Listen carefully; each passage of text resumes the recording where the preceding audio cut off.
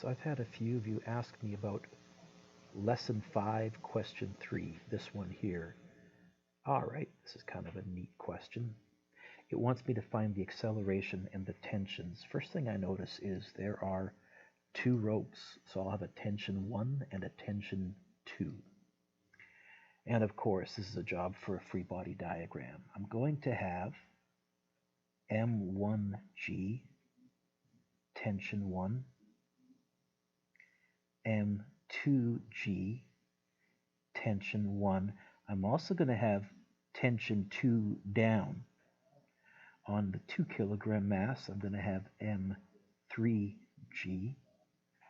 normal force 3 to go with mass number 3, and tension 2. No friction, although it wouldn't be that tough for me to add it in.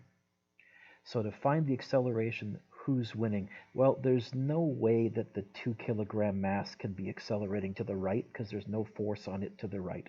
If this is accelerating at all, it's the 5 kilogram mass moving down. So my acceleration direction is that way. Winning is down on the left-hand side. Winner. Minus tension 1 plus tension 1 minus M2G minus tension 2 plus tension 2. That equals M all A. M3G does not show up in this equation because, again, I'm writing a force equation along the rope for forces that are in line with the rope, and M3G is not in line with the rope. I do get a lovely double barrel of tension relaxation. And so A is going to be M1G minus M2G all over M1 plus M2 plus M3. Well, that's not so bad.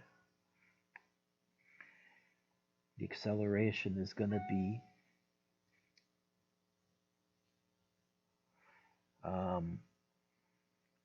5 times 9.8 minus 3 times 9.8 all over 5 plus 3 plus 2.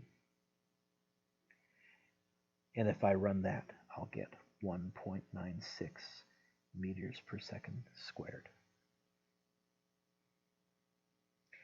Then to find tension, it's fairly easy, I think. I'll use mass 1 to find tension 1. So I would have M1G minus tension 1 equals M1A, swappy dance. Tension 1 is going to be M1G minus M1A. That's where the 39.2 newtons comes from. I'll do a quick double check.